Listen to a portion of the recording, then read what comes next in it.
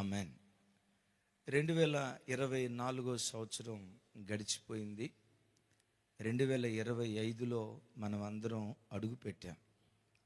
ఈ సంవత్సరం నా కుటుంబం ఎలా ఉండబోతుంది, నా పిల్లలు ఎలా ఉండబోతున్నారు, నా ఆర్థిక స్థితిగతులు, నా ఆరోగ్య పరిస్థితులు, నా సంఘం, నా సేవా జీవితం ఎలా ఉండబోతుంది, 2024లో ఉన్నట్లుగానే కన్నీళ్ళు, కలవరం, దుఃఖం, బాధ,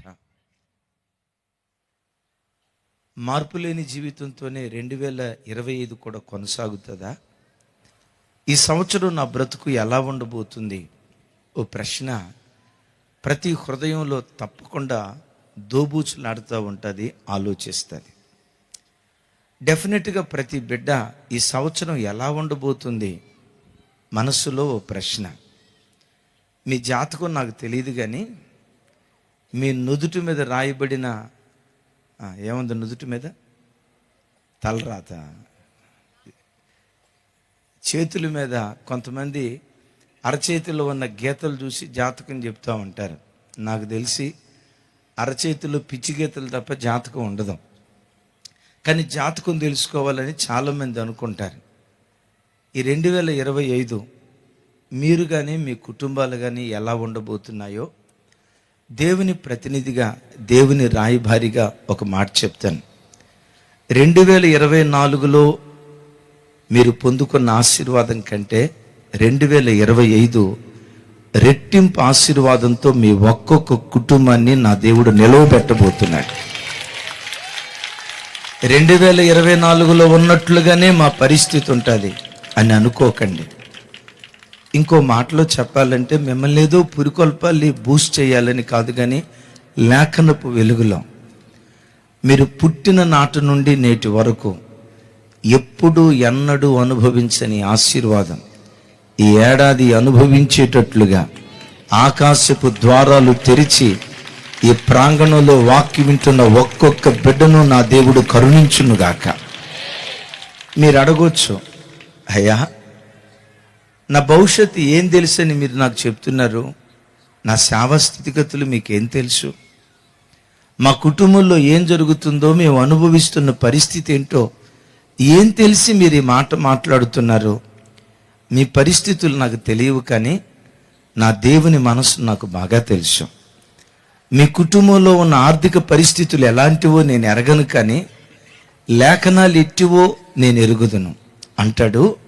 సంవత్సరములు గతిస్తుండగా దేవుడు తన కార్యాలు నూతన పరిచేటువంటి వాడు. అంటే 2023లో చేసినట్లుగానే 2024లో చేయడు. 2024లో చేసినట్లుగానే 2025లో ఆయన చేయడు.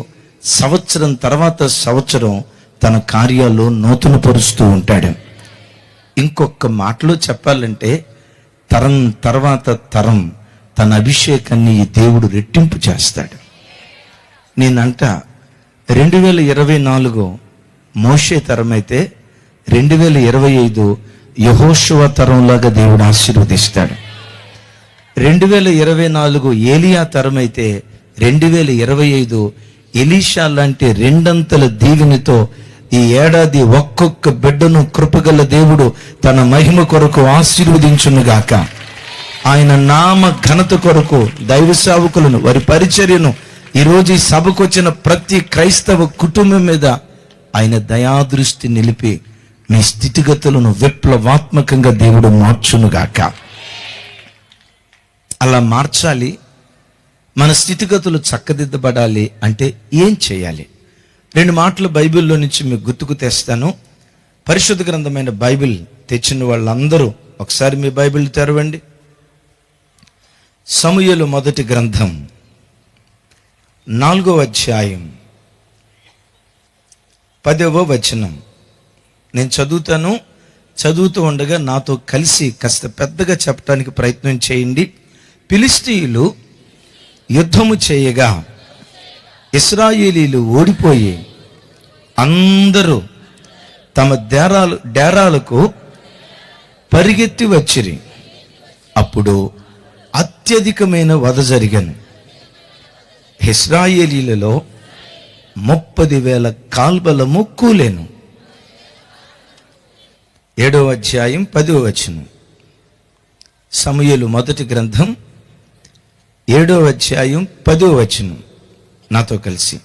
సమూయేలు దహన బలి అర్పించుచుండగా ఫిలిష్తీయులు యుద్ధము చేయుటకై ఇశ్రాయేలీయుల మీదకి వచ్చిరి. అయితే యెహోవా ఆ దినమున ఫిలిష్తీయుల మీద మెండుగా ఉరుములు ఉరిమించి వారిని తారుమారు చేయగా వారు ఇశ్రాయేలీయుల చేత ఓడిపోయిరి. తలలు పైకెత్తండి. 4వ అధ్యాయం 10వ వచనంలో రాయబడిన మాట, ఫిలిష్తీయులు ఇశ్రాయేలీయుల మీద యుద్ధానికి వచ్చారు. ఇశ్రాయేలీయులు మందసాన్ని కూడా తీసుకొని వెళ్ళారు. భూమి దద్దరిల్లి అంత కేకలు వేశారు. జరిగిన దారుణమైన సంభవం, ఫిలిష్తీయుల ఎదుట ఇశ్రాయేలీయులు నిలవలేక వాళ్ళు పారిపోతూ ఉంటే ఫిలిష్తీయులు తరిమి తరిమి తరిమి తరిమి తరిమి తరిమి రమారమి 30,000 మంది ఇశ్రాయేలీయులను నేల కూల్చారు. మందస్సం వాళ్ళతో పాటు ఉంది. యుద్ధం భీకరంగా జరిగించారు. ఏం జరిగిందో ఏమో, ఒక్కరు కాదు, ఇద్దరు కాదు, 10 మంది కాదు, 100 మంది కాదు. ఒకసారి ఆలోచించండి, 30,000 మంది సైనికులు హతం చేయబడ్డారు. గుండెల విషయలాగా ఏడ్చారు. ఇది 4వ అధ్యాయంలో జరిగింది. 5, 6 2 అధ్యాయాలు అయిపోయాయి. 7వ అధ్యాయంలో అదే ఫిలిష్తీయులు ఇదే ఇశ్రాయేలీయుల మీద యుద్ధానికి వచ్చారు. ఫిలిష్తీయుల మనసులో ఉందేంటో తెలుసా?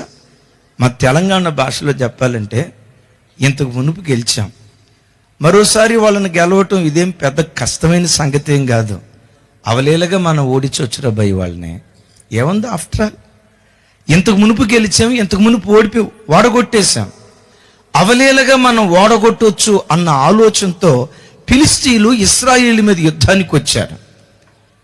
సేమ్ ప్లేస్, అదే శత్రువులు. యుద్ధం అలా ప్రారంభం కాబోతుందో లేదో ఆకాశము నుండి ఉరుములు మెరుపులు దేవుడు కుమ్మరించగా ఇశ్రాయేలీయుల ఎదుట ఫిలిష్తీయులు నిలవలేక పారిపోతూ ఉంటే అదే ఫిలిష్తీయులను ఇశ్రాయేలీయులు తరిమి తరిమి తరిమి తరిమి తరిమి తరిమి కొన్ని వేల మంది ఇశ్రాయేలీయులను ఫిలిష్తీయులు హతమార్చేశారు. 4వ అధ్యాయంలో ఫిలిష్తీయుల చేతిలో ఇశ్రాయేలీయులు ఓడిపోయారు.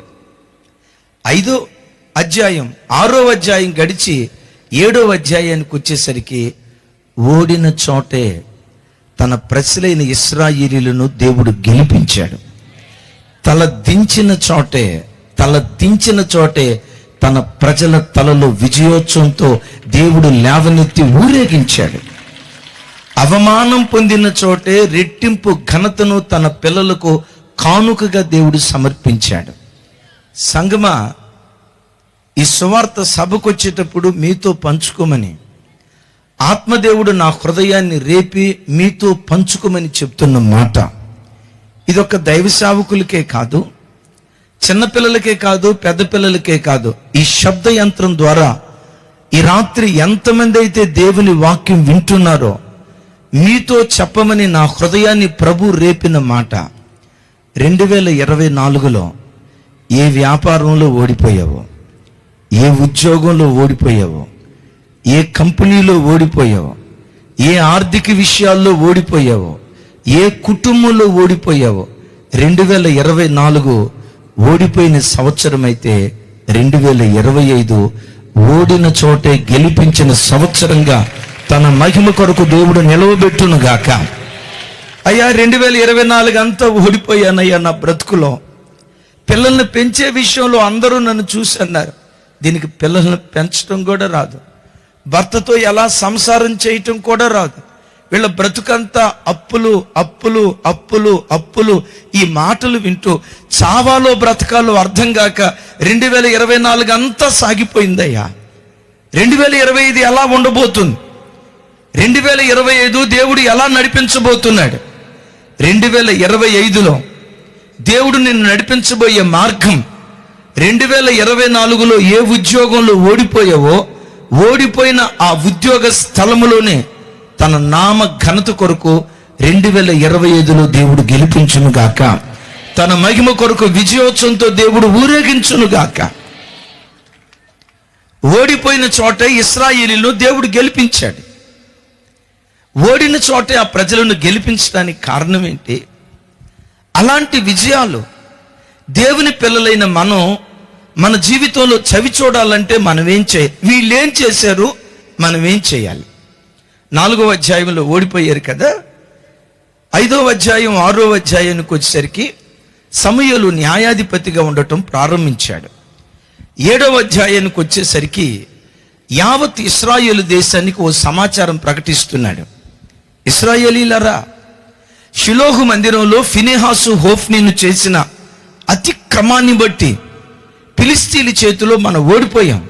పర్వాలేదు, ఓడిపోయిన మనలను ఓటమితోనే బంధించే దేవుడు కాదు. ఈ దేవుడు ఓడిన చోటే గెలిపించే దేవుడు. దేవుడు మనల్ని గెలిపించున్నట్లుగా మీరందరూ మిస్పాకు రండి, ఉపవాసం ఉందాం. మన ఒక్కొక్కరి పాపాలు దేవుని సన్నిధిలో ఒప్పుకుందాం. అలా ఉపవాసం ఉండి ఒప్పుకొని ప్రార్థన చేస్తే దేవుడు కరుణించక మానుతాడా? మన కన్నీళ్లు తొడవక మానుతాడా?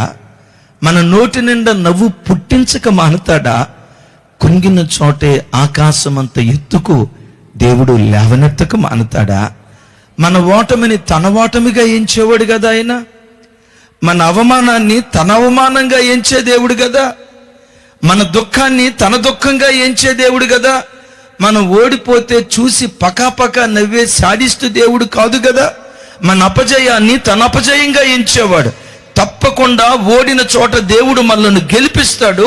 రండి, ఉపవాసం ఉండి మిస్పాలో ప్రార్థన చేద్దాం అని దైవజనుడు పిలిపించాడంటే, ఎక్కడెక్కడ ఉన్న ఇశ్రాయేలీలు మిస్పాకు వచ్చి ఆ దినమంతా ఉపవసించి ప్రార్థించినట్లుగా లేఖనాల్లో చూస్తున్నాం. దైవజనమా, నెంబర్ 1, ఓడిన చోట దేవుడు నిన్ను గెలిపించాలంటే, కృంగిన చోటే నీ గుండె లోతుల్లో దేవుడు ఉజ్జీవాన్ని పుట్టించాలంటే, ఉజ్జీవ జ్వాలను రగల్చగలిగిన శక్తి ఉపవాస ప్రార్థనలో దాగుంది. మీతో దైవజనునిగా చెప్తున్నాను, ఈ 2025లో వారంలో ఒక్కరోజు, అది బుధవారమా, శుక్రవారమా, శనివారమా, యాజ్ ఎవర్ విష్, వారంలో ఒక్కరోజు కడుపు చంపుకొని ఉపవాసం ఉండి దేవుని సన్నిధిలో ప్రార్థన చేయండి. ఉపవాసం అనే మాటకు చాలా అర్థాలు ఉన్నాయి. క్లుప్తంగా ఒక మాటలో చెప్పాలంటే, ఉపవాసము అంటే దేవునికి సమీపంగా బ్రతకటం. ఒకటి కడుపు మార్చుకోవటమే కాదు. ఉపవాసం ఉన్న దినాన కొంతమంది ఉద్యోగాలకు వెళ్ళిపోతారు. అయ్యా, వారానికి ఒకసారి ఉపవాసం ఉండి ఇంట్లో ఉండి ప్రార్థన చేయాలంటే కుదరదు కదా. కుదరదు, నిజమే. ఒకవేళ ఉద్యోగానికి వెళ్ళినా సాయంత్రం ఇంటికి వచ్చిన తర్వాత తప్పకుండా ఉపవాసం ఉన్న దినాన దేవునితో సమీపంగా మనం బ్రతకాలి. కడుపు చంపుకున్నావు, ఉపవాసం ఉన్నావు, ఆ ఉపవాసం ఉన్న దినాన దేవుని మరెక్కువగా సమీపించి నీ గుండెల్లో ఉన్న బాధ ఉపవాస దినాన నువ్వు దేవునికి చెప్పుకునే వ్యక్తిగా బ్రతకాలి. ఏ సంఘంలో ఉపవాస ప్రార్థనలు జరుగుతాయో, ఏ క్రైస్తవుడు క్రమం తప్పకుండా ఉపవసించి ప్రార్థిస్తాడో, ఏ దైవజనుడు కడుపు చంపుకొని ఉపవాసంతో తన సంఘాన్ని కడతాడో, ఉపవాసం జరిగే స్థలాలలో నుండి ఉజ్జీవ జ్వాలలు దేవుడు పుట్టించటం ప్రారంభిస్తాడు. ఓ రకంగా చెప్పాలంటే, ఒకప్పటి క్రైస్తవ్యానికి క్రైస్తవ సంఘాలకు ఇప్పటి క్రైస్తవ్యానికి క్రైస్తవ సంఘాలకు చాలా తేడా ఉంది. ఆదివారపు ఆరాధనలకు విస్తారంగా ప్రజలు వస్తారు, కానీ ఉపవాస ప్రార్థనలకు వచ్చే ప్రజలు చాలా కరువైపోయారు, తక్కువైపోయారు. మిమ్మల్ని అడుగుతా, ఆదివారపు ఆరాధనకు 100 మంది వచ్చారు అనుకోండి, ఓ మాట. ఆదివారపు ఆరాధనకు 100 మంది వచ్చారు అనుకోండి, శుక్రవారం ఉపవాస ప్రార్థనకి ఎంతమంది వస్తారు చెప్పండి? అదిగో మా అయ్యగారు చెప్తున్నారు 10 మంది అని. అంటే అందులో 10% ఆదివారపు ఆరాధనకు 100 మంది వచ్చారంట ఉపవాస ప్రార్థనకి. ఈ ఉపవాస ప్రార్థనకు వచ్చి 10 మంది కూడా ఎవరో చెప్పమంటారా? గోడకు ఆనుకొని నిద్రపోయే ముసలి బ్యాచే వస్తుంది. మీరు ఎక్కడైనా చూడండి, ఉపవాస ప్రార్థనకు వచ్చారంటే గోడకు ఆనుకొని నిద్రపోయే ముసలి బ్యాచ్ వస్తుంది. వాళ్ళు ఎందుకు వస్తారో తెలుసా? ఏంటమ్మా, కోడలు తిడుతుందన్నా? ఇంకా నయ్యం కాదు. ఆ వృద్ధ తల్లులకి ప్రార్థనలో ఉన్న శక్తి తెలుసు, ప్రార్థనలో ఉన్న శక్తి తెలుసు.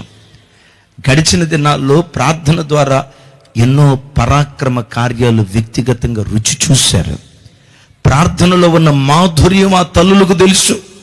గడిచిన దినాల్లో ఉపవాస ప్రార్థనల ద్వారా ఎన్నో జయాలు వాళ్ళు కనులారా చూసి వ్యక్తిగతంగా అనుభవించారు. గనుక అంతసేపు మందిరంలో కూర్చొనే ఓపిక లేకపోయినా, మందిరానికి నడుచుకుంటూ వచ్చే శక్తి లేకపోయినా, మందిరంలో ఏదో ఒక గోడ కానుకొని స్తోత్రం స్తోత్రం స్తోత్రం అంట దేవుని స్తుతిస్తూ ఉంటానని ఆ వృద్ధ తల్లులు మందిరానికి వస్తున్నారే, మన సంఘాలలో ఈ మాత్రం ఉజ్జీవమైన ఉన్నదంటే ఆ వృద్ధ తల్లుల ప్రార్థన ద్వారానే మన సంఘాల్లో ఉజ్జీవాన్ని కుమ్మరిస్తున్నారు. ఏ సంఘాల్లోనైనా చూడండి, పాటలు పాడేవాళ్ళు 100 మంది ఉంటారు, పరిచర్య చేసేవాళ్ళు 100 మంది ఉంటారు. ఇక మాలాంటి ప్రసంగికులకు కొదువే లేదు. ప్రసంగికులు వేల కొలిది ఉంటారు, పాటగాళ్ళు వేల కొలిది ఉంటారు. ఇందాక ఇక్కడ నేను వచ్చేటప్పుడు ఎవరో కానీ భలే పాడారండి, బా చక్కగా బహు చక్కగా పాడారు. పాటగాళ్ళు చాలా మంది ఉన్నారు, ప్రసంగికులు చాలా మంది ఉన్నారు, పరిచర్య చేసేవాళ్ళు చాలా మంది ఉన్నారు. సంఘాలలో కొదువైపోయింది, ప్రార్థించే ప్రార్థన పరులు కొదువైపోయారు. ఎందుకు సంఘాల్లో ఉద్యమం కొదువైపోయింది?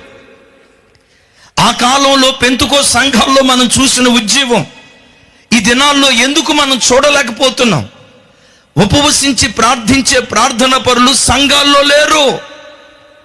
ఆల్ నైట్ ప్రేయర్ జరుగుతుంది, శుక్రవారం ఉపవాస ప్రార్థన జరుగుతుంది, ఆదివారం 500 మంది వస్తే ఉపవాస ప్రార్థనకి 50 మంది 100 మంది. ఇంకో విచిత్రం చెప్తాను, ఆదివారపు ఆరాధనలో భోజనాల ప్రార్థన అనుకోండి, ఎంతమంది వస్తారు?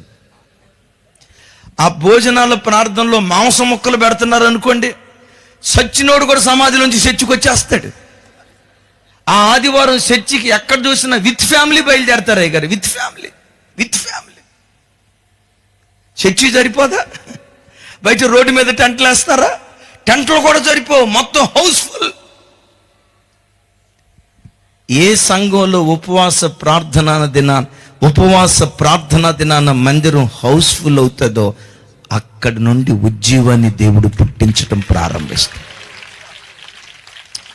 దేవుని ప్రతినిధిగా చెప్తున్నాను, మీ అన్నగా, మీ తమ్ముడుగా, ఇంకా చిన్నోడైతే మీ కొడుకుగా చెప్తున్నాను. 2025లో వారానికి ఒక రోజు ఉపవాస దినాన్ని ప్రతిష్ఠించుకోండి. ఉపవాస దినాన్ని ప్రతిష్ఠించుకోండి. ఏ రోజు ఉపవాసం ఉండగలుగుతావో ఉపవాసం ఉండు. ఆ ఉపవాసం ఉన్న దినాన దేవుని సన్నిధిని సమీపించి ఆ దినమంతా నీ గుండె చప్పుడు దేవునికి వినిపించు. నీ గుండెల్లో గూడుగట్టుకున్న మనోవేదన యేసయ్య పాదాల చెంత దించు. ఏం జరిగిద్దో తెలుసా? ఓడిన చోటే గెలిపించడం ప్రారంభిస్తాడు. అవమానం పొందిన చోటే, అపజయాన్ని పొందిన చోటే, అవమాన భారంతో కృంగిన చోటే, అధోపాతాళానికి వెళ్ళిన చోటే తన మహిమ కొరకు ఆకాశమంత ఎత్తుకు దేవుడు లేవనెత్తడం ప్రారంభిస్తాడు. రైట్. వీళ్ళు ఉపవాసం ఉన్న దినాన్ని ఏం చేశారో తెలుసా? అక్కడ రాసి ఉంటుంది, ఆ దినమంతా వారి పాపములు ఒప్పుకొనిరి అని రాసి ఉంటుంది. చూడండి, చదివితే బాగుంటుంది. సమూయేలు మొదటి గ్రంథం 7వ అధ్యాయం 6వ వచనం నేను చదువుతాను, నాతో కలిసి చెప్పడానికి ప్రయత్నం చేయండి. వారు మిస్పాలో కూడుకొని నీళ్లు చేది యెహోవా సన్నిధిని కుమరించి ఆ దినమున ఉపవాసం ఉండి యెహోవా దృష్టికి మేం పాపాత్ములమని ఒప్పుకొనిరి. చెప్పండి, ఆ దినాన్ని ఏం చేశారు? చెప్పాలి. ఆ దినాన్ని ఏం చేశారు? వాళ్ళ పాపాలను దేవుని సన్నిధిలో ఒప్పుకున్నారు. ఫినెహాసు, హోఫ్నీను దేవుని మందిరపు భయం లేకుండా విచ్చలవిడిగా బ్రతికారయ్యా. మందిరపు పవిత్రతను కాపాడాల్సిన వాళ్ళు కాపాడకుండా మందిరాన్ని, ఇక మాట నేను చెప్పలే, అపవిత్రంగా జీవించారయ్యా. వాళ్ళ దోషాన్ని బట్టే గతంలో మేము ఓడిపోయాం. మేము కూడా తక్కువ తినలేదయ్యా. మా పాపమే మా ఓటమి కారణమని ఆ దినమంతా ఉపవసించి వారి పాపాలు దేవుని సన్నిధిలో ఒప్పుకున్నట్లుగా వాక్యంలో రాయబడింది. క్రైస్తవ జనమ, క్రైస్తవ జీవితంలో ఒప్పుకోలు మనస్సు ఒక దీవెనకరమైనటువంటి మనస్సు. ఆ దినం ఉపవాసం ఉండి చెప్పండి వాళ్ళు ఏం చేశారట? సహజంగా ఎప్పుడైనా మన ప్రార్థనలో మోకరించావంటే ఎక్కువ శాతం క్రైస్తవులు ఉపవాసం ఉన్న దినాన్ని కానీ ప్రార్థన చేయటానికి మోకరించినప్పుడు కానీ అట్లా మోకరించడం ఆలస్యం. టకామని వెంటనే వచ్చే మాట ఏంటో తెలుసా? దేవా నన్ను ఆశీర్వదించు, నా కొడుకును ఆశీర్వదించు, నా మనవరాలను ఆశీర్వదించు, నా ముని మనవన్ని ఆశీర్వదించు, మా నాన్నను ఆశీర్వదించు, బతికున్న తాతను పూర్తి చేయండి తర్వాత మాట. బతికున్న తాతను ఆశీర్వదించు అంటే ఫిల్ ఇన్ ద బ్లాంక్స్. తర్వాత మాట చెప్పండి. సచిన్ తాత కూడా బతుకున్న తాతను ఆశీర్వదించు, మా ముని మనవన్ని ఆశీర్వదించు, దించు దించు దించు దించు. అది దిగి సావదు. ఎందుకు దిగి సావదు? ఎక్కువ శాతం అడిగేది ఏంటంటే ఆశీర్వదించు ఆశీర్వదించు ఆశీర్వదించు ఆశీర్వదించు. అయ్యా ప్రార్థనలో మోకరించినప్పుడు ఆశీర్వదించడం తప్ప, ఆశీర్వదించమని అడగటం తప్పని నేను అనను.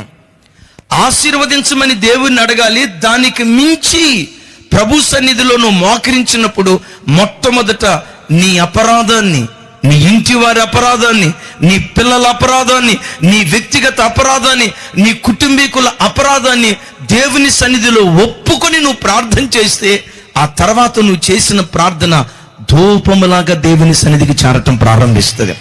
నీ పెదవులలో నుండి బయలుదేరు ప్రార్థన మానక దేవుడు అంగీకరించడం ప్రారంభిస్తాడు. యేసయ్యకు మహిమ కలుగును గాక. చెప్పండి, వారి పాపాలు ఏం చేశారు? సహజంగా బోధిస్తున్న నా మొదలుకొని ప్రపంచంలో ప్రతి వ్యక్తి కొరకు బోధిస్తున్న నేను ప్రజల పాపాలు చెప్పగలుగుతా. మా సంఘానికి వచ్చే మా విశ్వాసుల బలహీనతలు చెప్పగలుగుతా. నా దగ్గరున్న బుద్ధిహీనత ఏంటో తెలుసా? నా పాపం ఏంటో, నేనెక్కడ జారిపోయాను, నేనెక్కడ దేవునికి ఆయాస్కరంగా బ్రతికాను, నేనెక్కడ బురదలో డొరిలాడాను, నా అపవిత్రతను గ్రహించలేని గుడ్డితనంలోకి సాతాను నన్ను తీసుకొని వెళ్తాడు. నా కళ్ళకు నా ముఖం కనపడదు అన్నట్లు, నా కళ్ళకు నా వీపు కనపడదు అన్నట్లు, ఎదుటివాడి ముఖం ఎదుటివాడి వీపు మన కళ్ళకు కనపడుతుంది కానీ మన వీపు మన ముఖం మన కళ్ళకు కనపడదు. నాతో సహా సంఘానికి వచ్చే ప్రజల బలహీనతలు చెప్పగలుగుతాను. ఒక సేవకుడు విశ్వాసుల బలహీనతలు చెప్పగలుగుతాడు. ఒక సేవకురాలు విశ్వాసుల బలహీనతలు చెప్పగలుగుతుంది. ఎదుటివారి బలహీనతలు చెప్పగలిగే వ్యక్తి తన బలహీనతలు తాను తెలుసుకోలేడు. జీవితంలో మనం ఓడిపోవటానికి కారణం ఏంటో తెలుసా? నాతో సహా ఆత్మ సంబంధమైన ఈ పోరాటంలో అపజయాన్ని అనుభవించడానికి కలిగిన ప్రధాన కారణం సంఘానికి వచ్చే వ్యక్తుల బలహీనత మనకు తెలుసు, సంఘానికి వచ్చే కుటుంబీకుల బలహీనత మనకు తెలుసు. కానీ నా బుద్ధిహీనత ఏంటో, నా వెర్రితనం ఏంటో నేను తెలుసుకోలేని గుడ్డివాడిగా సాతాను నన్ను మిగులుస్తాడు. అందుకనే దావీదు భక్తుడు ఇలా అంటాడు, నాతో కలిసి మాట చెప్పండి. తన పొరపాటులను కనుగొనగలిగిన వాడెవడు? ఒకసారి చెప్పండి నా మాటమ్మా. అంటే మనిషి ఏం కనుక్కోలేడు? తన పొరపాట్లు కనుక్కోలేడు. అంటే ఏం కనుక్కోగలడు? అబ్బా భలే చెప్పారు తల్లే. ఇందులో మనకు పిహెచ్డి ఇచ్చుకోవచ్చు, ఏమనుకోవద్దు. అందులో మన పాస్టర్లకి ఇంకా పిహెచ్డి దాటి మాస్టర్ డిగ్రీ ఇచ్చుకోవచ్చు. నాతో సహా ఒకసారి ఈ మాట చెప్పండి. తన పొరపాట్లను చెప్పాలి, కొంచెం పెద్దగా చెప్పాలి. ఏం కనుక్కోలేడు?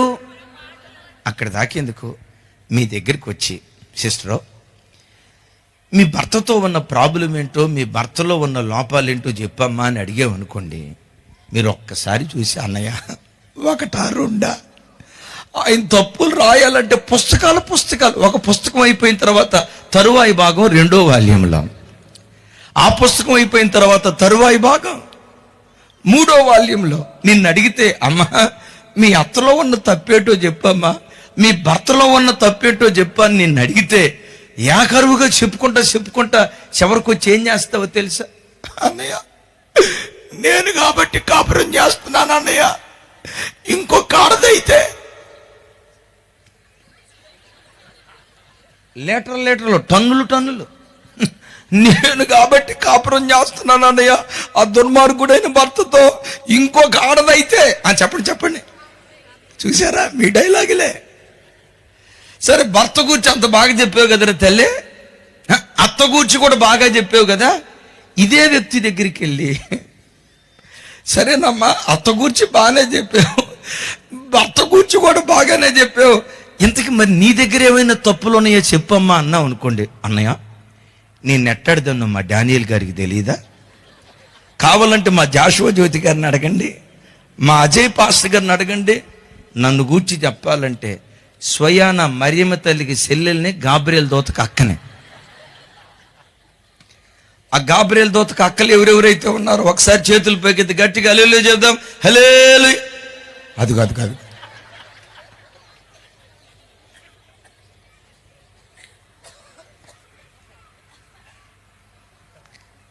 ఆ మధ్య 10వ తరగతి రిజల్ట్స్ వచ్చినాయి అంట. ఒరే అబ్బాయి 10వ తరగతి రిజల్ట్స్ వచ్చినాయి, పాస్ అయ్యావా లేదా అన్నారంట. ఆడంటాడంట మా ప్రెసిడెంట్ గారు అమ్మాయి కూడా తప్పింది అన్నాడంట. ఒరే ప్రెసిడెంట్ గారు అమ్మాయి సంగతి కాదు అడిగేది, నీ సంగతి అడుగుతున్నావు, నువ్వు తప్పావా పాస్ ఏమైందిరా నీదంటే, అయ్యో మీకు తెలీదా మా టీచర్ గారు అబ్బాయి కూడా తప్పాడు అన్నాడట. ఒరే టీచర్ గారు అబ్బాయి సంగతి కాదు, ప్రెసిడెంట్ గారు అమ్మాయి సంగతి కాదు, పెద్దగా చెప్పాలి, నీ సంగతిరా అంటే అంటాడంట, అయ్యో ఇది మీకు తెలీదా మా హెడ్ మాస్టర్ గారు అమ్మాయి కూడా తప్పింది. ఒరే వాళ్ళ సంగతి కదరి నీ సంగతి చెప్పరంటే ముగింపులో అన్నాడంట, వాళ్ళందరినీ ఒంటరిగా వదిలిపెట్టడం ఎందుకని నాతో సహా కవరింగ్ చేసుకునే బ్యాచ్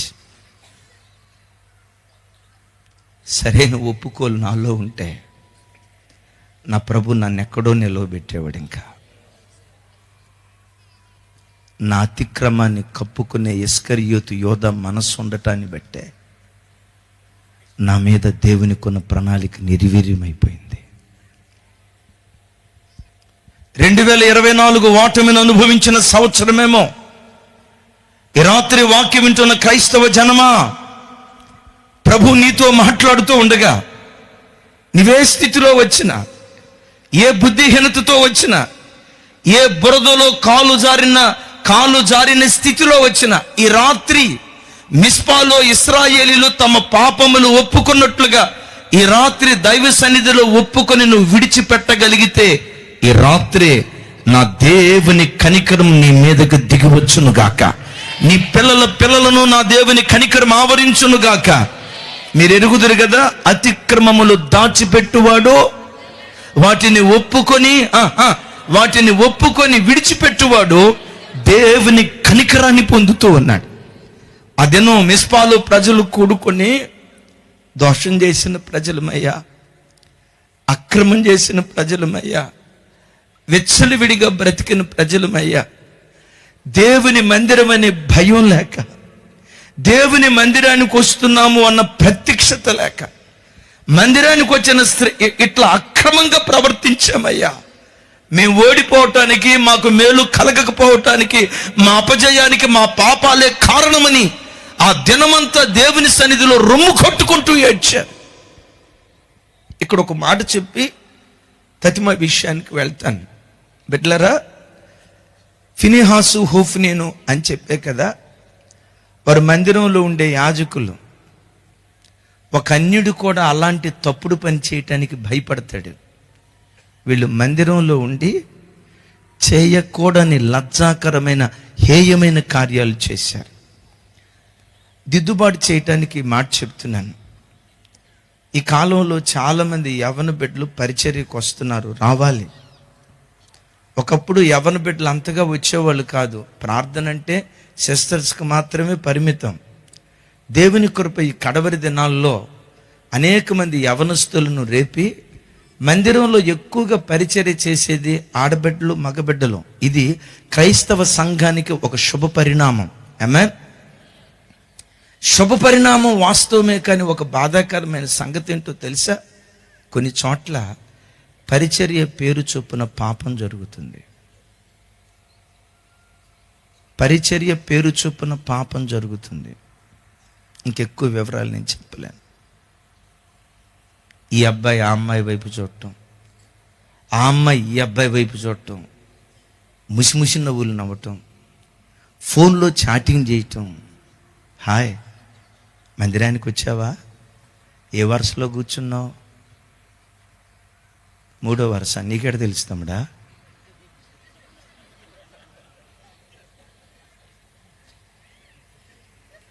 ఎక్కడి చీకటి కార్యక్రమాలు చేస్తుంది? ఎక్కడి చీకటి కార్యక్రమాలు చేస్తుంది? కొంచెం అనుభవం కలిగిన సేవకునిగా, అనుభవం కలిగిన ఏ సేవకుడినైనా అడగండి, చెప్తారు. సుధాకర్ గారు, ప్రైజ్ ది లార్డ్. సడన్గా కనపడ్డారు, యేసుప్రభు కనపడ్డారు. Thank you. చూడండి, ఒక కొంచెం అంటే ఏదో తలబండినోడని కాదు, డెఫినెట్గా కొంచెం వయసు ఉన్న సేవకులే, పెద్దయ్య గారు వాళ్ళు తలబండిన సేవకులే, కొంచెం అనుభవం కలిగిన సేవకులుగా చెప్తున్నాను. పరిచర్య చేసేటప్పుడు ఆడబిడ్డలతో కలిసే పరిచర్య చేయాలి. ఆడబిడ్డలు మగబిడ్డలతో కలవకూడదు, మగబిడ్డలు ఆడబిడ్డలతో కలవకూడదు. మగబిడ్డలే కలిసి పరిచర్య చేయాలి. ఆడబిడ్డలే కలిసి పరిచర్య చేయాలి. ఆడబిడ్డలు మగబిడ్డలు కలిసి పరిచర్య చేశారా, పాపం ప్రవేశించే ప్రమాదం ఉంది. అందుకని పాత నిబంధన గ్రంథంలో చూస్తాం, పొలాన్ని దున్నేటప్పుడు ఎద్దుతోనైనా దున్నాలి, లేని పక్షాన గాడిదతోనైనా దున్నాలి. ఎద్దును గాడిదను కలిపి పొలాన్ని దున్నకూడదు, వాక్యం అంటుంది. నువ్వు పొలాన్ని దున్నటం ప్రారంభించావు, దున్నితే ఎద్దులతోనే దున్ను. ఎద్దులు దొరకలేదా? దున్నితే గాడిదలతోనే దున్ను. గాడిదలను ఎద్దులను పొరపాటును కలిపి దున్నటం ప్రారంభించావా, పంట పొలం పాడైపోతుంది. మగబిడ్డలు ఎద్దులైతే, ఒక మాట, మగబిడ్డలు ఎద్దులైతే అని నేను అంటలా, మీరు అన్నారు కాబట్టి సరే. మగబిడ్డలు గాడిదలైతే ఆడబిడ్డలు ఎద్దును గాడిదను కలిపి పొలాన్ని దున్నకూడదు. కొంతమంది మగబిడ్డలు చర్చికి వస్తారా, మగబిడ్డల మధ్యలో ఉండరు. చర్చిలో ఎక్కడ ఆడపిల్లలు ఉన్నారు, వాళ్ళ మధ్యలోకి వెళ్ళి సిస్టర్ అంటాడు. ముందు సిస్టర్ అంటాడు, ఆ తర్వాత షట్టర్ వేసేస్తాడు. కొంతమంది మగపిల్లలు ఆడపిల్లలు చుట్టూతోనే తిరుగుతూ ఉంటారు, ఆడపిల్లలతోనే మాట్లాడుతూ ఉంటారు. బైబిల్లో ఈ క్యారెక్టర్ కలిగిన ఒక ఆయన ఉన్నాడు, భక్తుడైనటువంటి సంసోన్ అన్నయ్య జీవితం చూస్తే విచిత్రం ఏంటో తెలుసా? బైబిల్లో ఎక్కడికి వెళ్ళినా ఆడవాళ్ళతోనే మాట్లాడినట్టుంది, కానీ మగవాళ్ళతో మాట్లాడినట్టు బైబిల్ ఎక్కడా లేదంటే. ఇదొక కృప. ఎక్కడికి వెళ్ళినా ఆడవాళ్ళతోనే మాట్లాడేవాడు, మగవాళ్ళతో మాట్లాడిన దాఖలాలు లేవు. నేను అప్పుడప్పుడు ఆలోచిస్తూ అనుకుంటా, సంసోను కాలంలోనే కనుక సెల్ ఫోన్ ఉంటే జియో నంబర్ ఢిల్లీలోకి ఇచ్చి ఉండేవాడు. Unlimited calls, WhatsApp calls, video calls కూడా అన్లిమిటెడ్. డెఫినెట్గా వాళ్ళ అమ్మా నాన్నకు మాత్రం బిఎస్ఎన్ఎల్ నంబర్ ఇచ్చి ఉండేవాడు. ఎందుకో చెప్పమంటారా? ఎప్పుడు ఫోన్ చేసినా అందుకోలేకపోతున్నాము, అయినా రెండోసారి ఫోన్ చేస్తే మా నెట్వర్క్ పరిధిలో లేదు, అయినా వీడు పట్టు వదలని విక్రమార్కుల్లాగా ఫోన్ చేస్తే ఆ తర్వాత వచ్చేది ఏంటో తెలుసా? ఈ నంబర్ మీద ఏ నంబరు పనిచేయట్లా. మందిరానికి వస్తారు కొంతమంది మగబిడ్డలు, పరిచర్య చేయాలి. యవ్వన కాలములో పరిచర్య చేసే యవ్వన బిడ్డల్లో నుంచి భవిష్యత్తులో ప్రవక్తలను దేవుడు లేవనెత్తుతాడు. వాళ్ళు ప్రవక్తలు కాకపోయినా భవిష్యత్తులో పరిపాలకులు అయ్యేటట్లుగా దేవుడు ఆ యవ్వన బిడ్డలను ఆశీర్వదిస్తాడు. యవ్వన కాలమందు నరుడు యెహోవా కాడి మోయుట ఇన్ ప్రాపర్ మేనర్, అక్రమంగా కాదు. సరే, ఆడబిడ్డలు ఉన్నారా? కొంతమంది ఆడబిడ్డలు ఎక్కడ చూసినా చూడండి, ఎక్కడ చూసినా కాలేజీకి వెళ్ళినా ఆడబిడ్డలతో మాట్లాడట్లా. ఈ కాలంలో ఎవరితో మాట్లాడుతున్నారు? మగాళ్ళతోనే మాట్లాడుతున్నారు. ఏమంటే జస్ట్ ఫ్రెండ్స్ అండి. ఆ చూసే సూపును బట్టి, ఇదొక డైలాగు, చూసే సూపును బట్టి ఉంటుందండి అని కొంతమంది ఆడపిల్లలు ఎక్కడ చూసినా మగపిల్లల చుట్టూతో తిరుగుతూ ఉంటారు. దీని గురించి ఏసన్ గారు ఏం చెప్తూ ఉండేవాళ్ళు అంటే, కొంతమంది ఆడపిల్లలకు మగదయ్యం పట్టుకుంటుందంట. ఈ మగదయ్యం పట్టుకున్న ఆడపిల్లలు మగవాళ్ళ చుట్టూతో తిరుగుతూ ఉంటారు, కానీ ఆడవాళ్ళ చుట్టూతో తిరగరంట. దేవుని వాక్యం అంటుంది, వస్త్రాన్ని ధరించేటప్పుడు జనపనార వస్త్రాన్నైనా ధరించాలి, ఉన్ని వస్త్రాన్నైనా ధరించాలి. ఉన్ని జనపనార చెప్పాలి. ఉన్ని జనపనార కలపకూడదు. దైవజనమ, మందిరానికి వచ్చినప్పుడు మీ ప్రవర్తన ఎంత పవిత్రంగా ఉంటుందో, పవిత్రమైన జీవితంలో నుండి యోసేపును లేవనెత్తి దేశానికి దీవెన కారణంగా చేశాడు కదా. తన తండ్రి ఇంటి వారికి ఆశ్రయం ఇచ్చే ఆశ్రయపురంగా యోసేపును మార్చాడు కదా. ఐగుప్తు దేశం అంతటికి ఆశ్రయపురంగా మార్చాడు కదా. యవ్వన బిడ్డలారా, యవ్వన కాలంలో ఎక్కడ కాలు జారకుండా దేవుని కొరకు బ్రతకండి. మీ ఇంటికి నిన్నే ఒక ఆశ్రయపురంగా దేవుడు మారుస్తాడు. నీ కుటుంబానికి నిన్ను ఒక ఆశ్రయపురంగా మారుస్తాడు. నీ గ్రామానికి నిన్ను ఒక ఆశ్రయపురంగా మారుస్తాడు. గ్రామానికే కాదు, దేశానికే దీవెన కారణంగా దేవుడు నిలవబెట్టును గాక.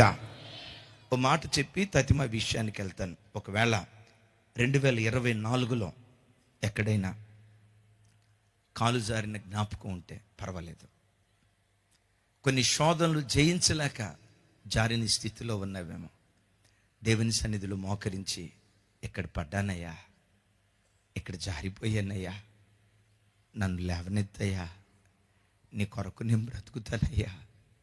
వద్ది నామకార్థ స్థితి, వద్ది నులివెచ్చని స్థితి. ఈ రాత్రి నుండి నేను నీ కొరకు బ్రతుకుతానయ్యా అని దేవుని కొరకు బ్రతకటానికి నువ్వు ఒక్కడుగేస్తే, రెనాల్డ్ బాంకే గారు అంటారు, దేవుని కొరకు బ్రతకటానికి నువ్వు ఒక్కడుగేస్తే నీ కొరకు 99 అడుగులు దేవుడు వేస్తాడట. 99 అడుగులు దేవుడు వేస్తాడట. ఈ వాక్యం వింటున్న యవ్వన బిడ్డలారా, తల్లులారా, తండ్రులారా, 2024లో ఏం జరిగిందో జరిగింది. ఎక్కడ పడిపోయావో, ఎక్కడ జారిపోయావు, జరిగిందేదో జరిగింది.